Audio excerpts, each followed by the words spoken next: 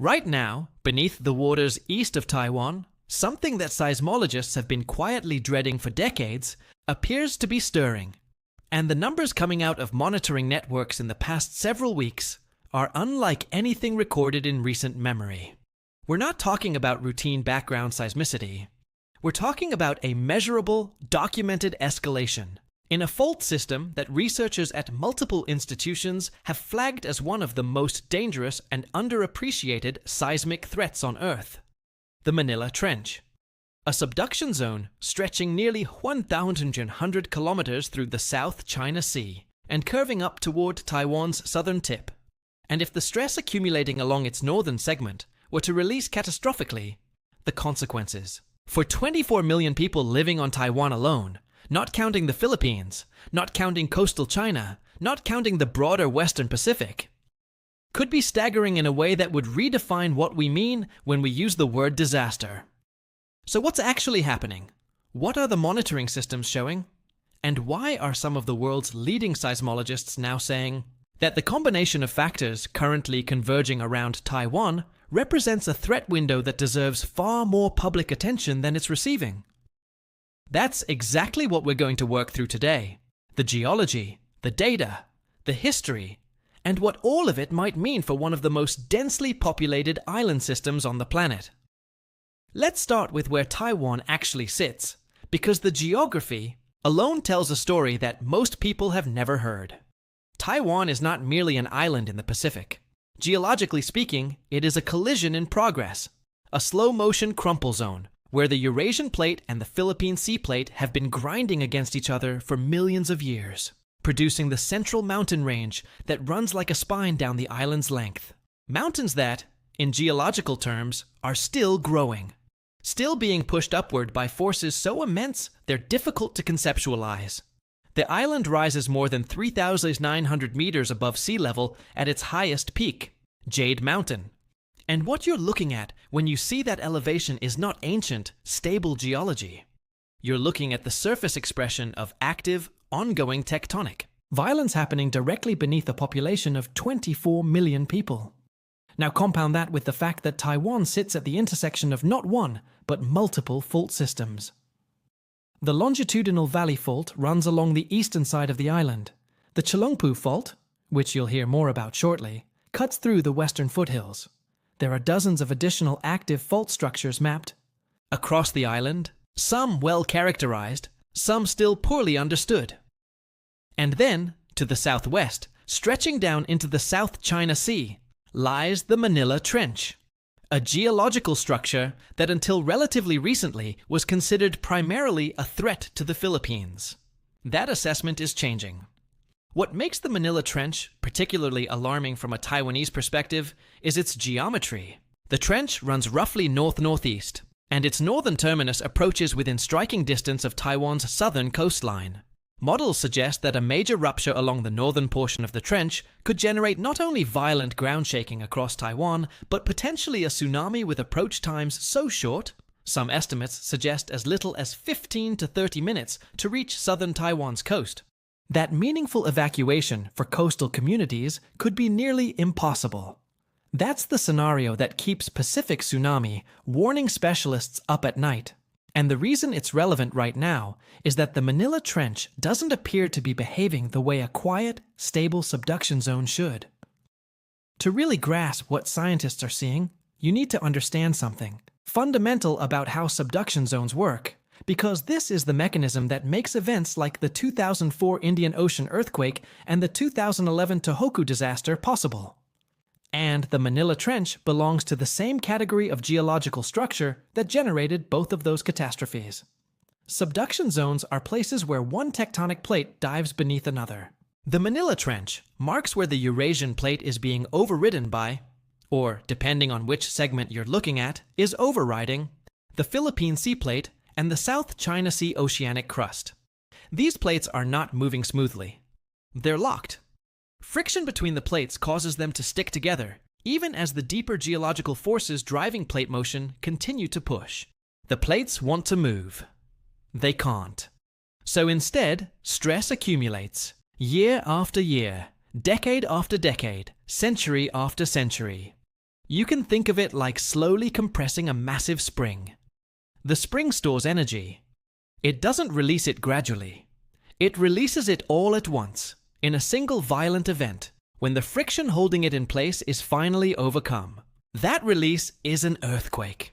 And in a subduction zone, when the locked interface is large enough and the accumulated stress is sufficient, that earthquake can be measured in magnitudes that most people associate with the apocalyptic end of a Hollywood film. Except it's not fiction, and it has happened before, repeatedly, in this very region.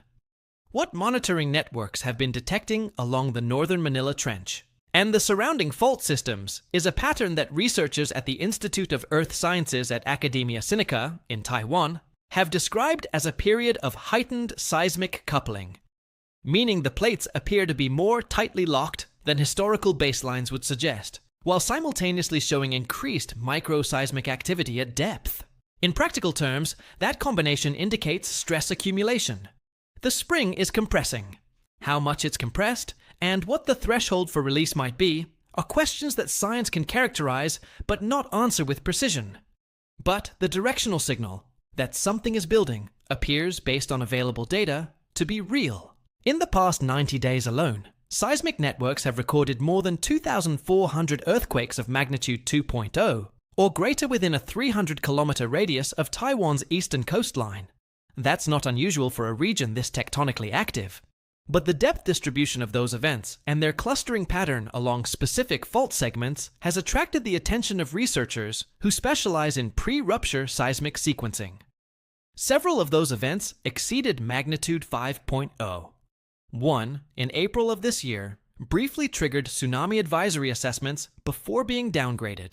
What's particularly notable is that a significant portion of the deeper events, those occurring at 30 to 70 kilometers depth, are occurring along what appears to be the down-going slab interface of the Manila Trench's northern extension. That's the locked zone. That's where accumulated stress lives.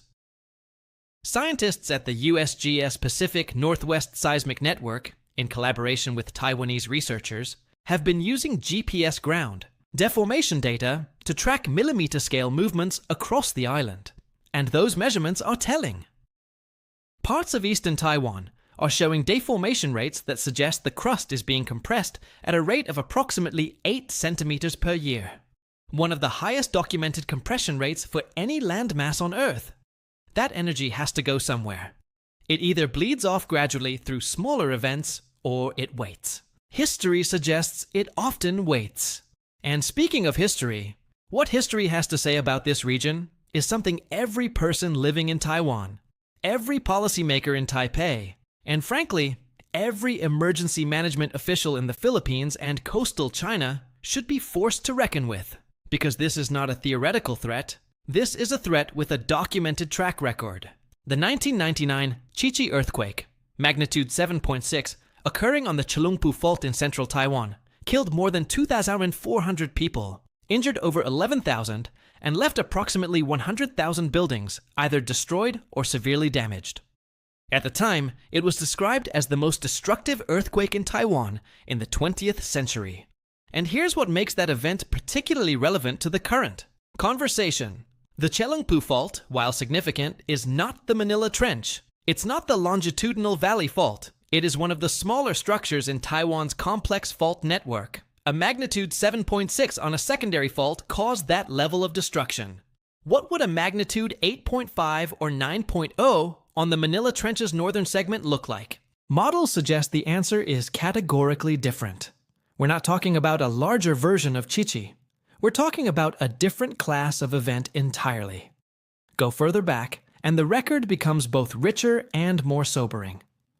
Historical accounts from the 17th and 18th centuries document multiple instances of violent shaking and coastal flooding along Taiwan's western and southern shores.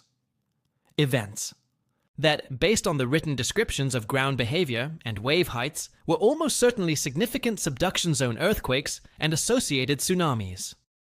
The problem is that historical records for this region prior to the 20th century are incomplete, which means our understanding of the recurrence interval for major Manila Trench events is built on a frustratingly thin dataset.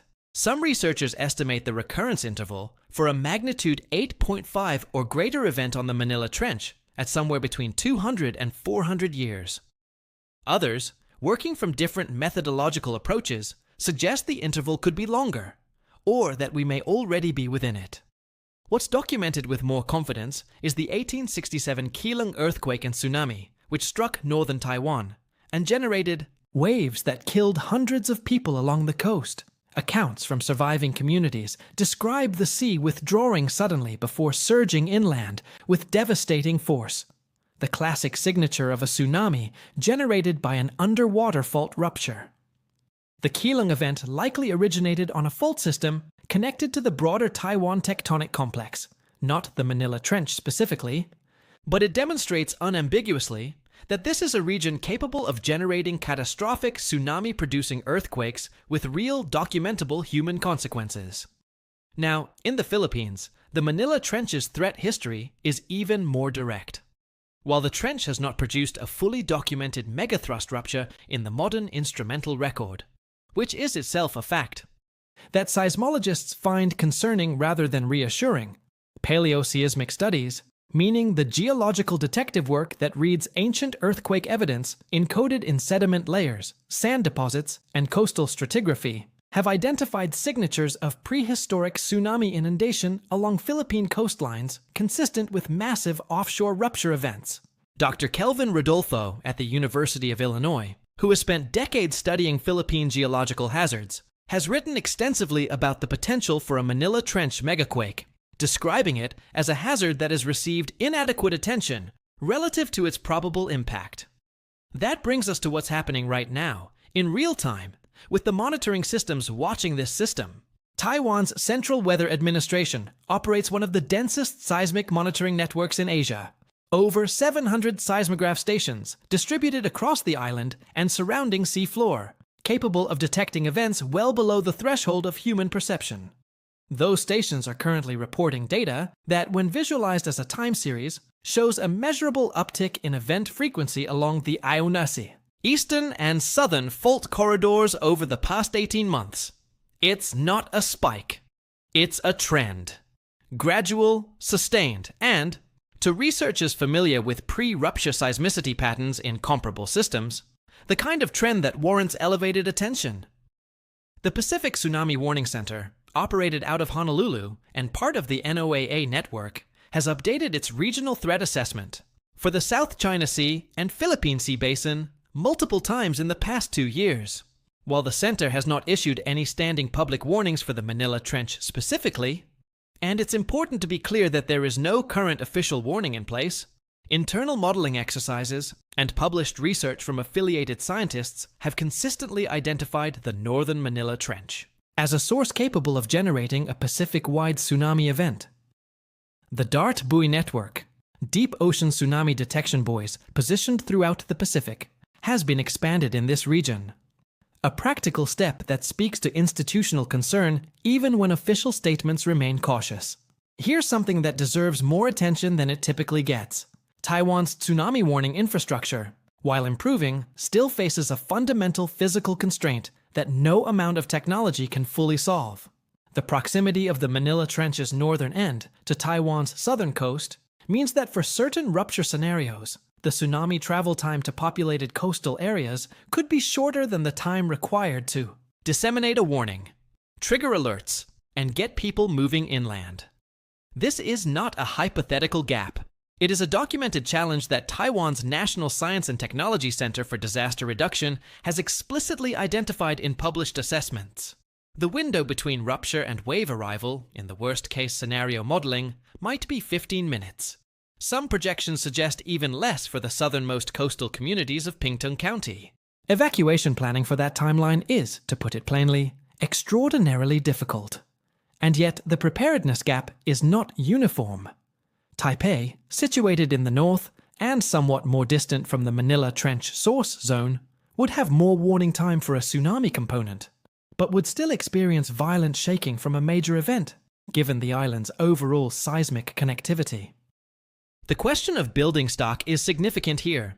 Taiwan has made substantial progress in retrofitting older structures following the Chi-Chi disaster, But a 2023 assessment from the National Center for Research on Earthquake Engineering estimated that a substantial percentage of older reinforced concrete buildings, particularly those constructed before 1999, still carry elevated collapse risk under major seismic loading. In a metropolitan area like Greater Taipei, with over 7 million residents, even a fraction of those structures failing simultaneously represents an emergency response scenario of staggering complexity. So, what could a major event actually look like? What are researchers modeling when they run the scenarios that they're very careful not to present as predictions, but which they build and refine and publish because the possibility demands it? The conditional picture that emerges from research published by teams at Kyoto University's Disaster Prevention Research Institute, National Taiwan University's Seismological Observatory, and the Philippine Institute of Volcanology and Seismology is as follows. If the northern Manila Trench were to experience a rupture in the magnitude 8.7 to 9.1 range, a range that, based on the fault's estimated dimensions and locking depth, falls within the physically plausible envelope, the immediate seismic shaking across Taiwan's southern and eastern regions could reach intensity levels that dwarf anything the island has experienced in the instrumental record. Ground acceleration values in proximal areas might exceed anything the island's building codes. Even the updated post-1999 codes were designed to withstand.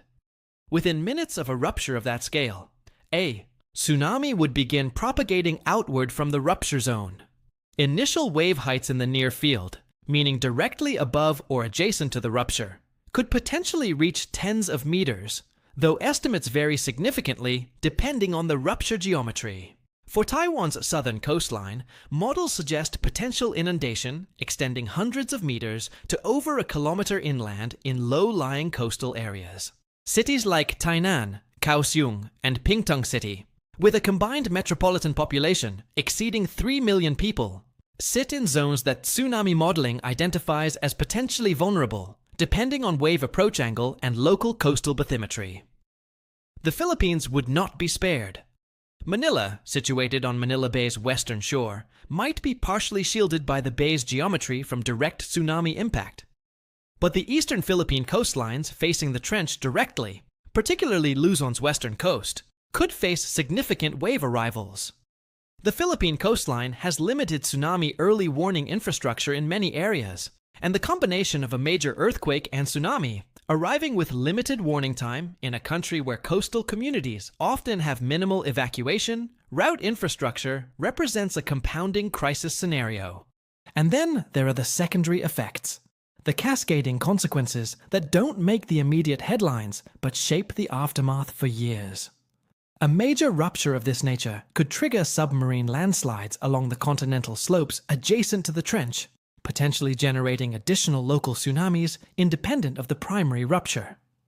It could, through stress transfer mechanisms, the redistribution of crustal stress following a major rupture, increase the probability of triggered earthquakes on adjacent fault systems. The Ryukyu subduction zone, the Philippine fault, and Taiwan's internal fault network could all, in principle, experience elevated seismic activity in the months following a major Manila Trench event. This is not speculation. It is a documented pattern in the aftermath of great earthquakes globally, from Sumatra in 2004 to Chile in 2010. Infrastructure consequences for Taiwan would be profound. The island's semiconductor manufacturing industry, responsible for a dominant share of global advanced chip production, is concentrated in areas including the Hsinchu Science Park in northwestern Taiwan and the Tainan Science Park in the south. A major seismic event affecting southern Taiwan specifically would place the Tainan facilities, home to some of TSMC's most advanced fabrication plants, in a potentially affected zone. The global economic ripple effects of even a temporary disruption to Taiwan's chip manufacturing capacity are difficult to overstate in a world that has already experienced the consequences of supply chain fragility. But that's almost a secondary consideration next to the human reality. 24 million people, lives, communities, history, culture, all of it sitting atop a geological system that is not, by any scientific measure, finished. Here's the uncomfortable truth that sits at the center of everything we've just covered. The science is not uncertain about whether a major seismic event along this corridor is possible. It is uncertain about timing, and that is a critical distinction that often gets lost in how this kind of information is communicated. When researchers say they can't predict exactly when a major rupture will occur, and they can't with any current technology, that uncertainty is sometimes misread as uncertainty about whether the threat is real. It isn't. The geological stress is real. The fault system is real. The potential for catastrophic rupture is real. What science cannot give us is a calendar date, and what we should not do, with that limitation, is use it as an excuse for inaction. What responsible awareness looks like in this context, and this matters enormously, is preparation, not panic. Taiwan's emergency management agencies have developed evacuation route signage, tsunami inundation maps, and public education programs that are meaningfully better than they were 2 decades ago. The installation of additional ocean bottom seismometers and pressure sensors in the waters around Taiwan, funded partly through international scientific partnerships, represents genuine progress in early detection capability. Earthquake early warning systems, which can provide seconds to tens of seconds of warning before the most violent shaking arrives, have been expanded and improved across the island. Those seconds matter. They can mean the difference between being caught standing in a doorway and being caught under a collapsed ceiling. If you live in Taiwan, southern Japan, the Philippines, or anywhere along the western Pacific coast, understanding your local tsunami evacuation routes is not an act of paranoia. It is basic, rational preparedness in a region where the geological record is unambiguous about what has happened before and what the underlying forces are capable of. Knowing where you are relative to coastal inundation zones, knowing the difference between an earthquake that lasts 20 seconds and one that lasts 2 minutes, knowing that a long and violent quake near the coast means you move to high ground immediately without waiting for an official warning. That knowledge costs nothing and could someday be the most important thing you possess. The Manila Trench isn't new. Taiwan's seismic vulnerability isn't new. What's new is the accumulation of monitoring data that, taken together, paints a picture of a system that scientists are watching with increasing focus. That attention is warranted. The fact that it hasn't generated major international headlines doesn't mean the scientific community isn't paying attention. It means the slow, grinding process of plate tectonics doesn't generate urgency the way a visible eruption or an immediate storm does, even when the potential consequences are vastly larger. We'll be coming back to this region, because the Manila Trench isn't the only structure in this part of the world that deserves a close look. The Ryukyu Trench, stretching from Japan toward Taiwan, represents another major subduction system, with its own accumulation history and its own set of open questions. And there are fault systems beneath the South China Sea floor that remain poorly mapped and poorly understood, structures that could be storing stress in ways we haven't fully characterized yet. The Pacific Rim, in the truest sense of the term, is alive. And understanding it, really understanding it, is not a luxury, it's a necessity. If this kind of in-depth geological analysis matters to you, if you think this information should reach more people who live in at-risk zones or who simply want to understand the forces shaping our world, consider subscribing. Leave a comment telling us where you're watching from, particularly if you're in Taiwan, the Philippines, or anywhere along the Pacific coast. Your perspective matters, and this community is better for having it. And share this if someone you know lives in these regions. Not to frighten them, to equip them. Because an informed person, in the moments after the ground starts shaking, is always better off than one who had no idea this was possible. The ground doesn't care about our calendars, but we get to care about each other.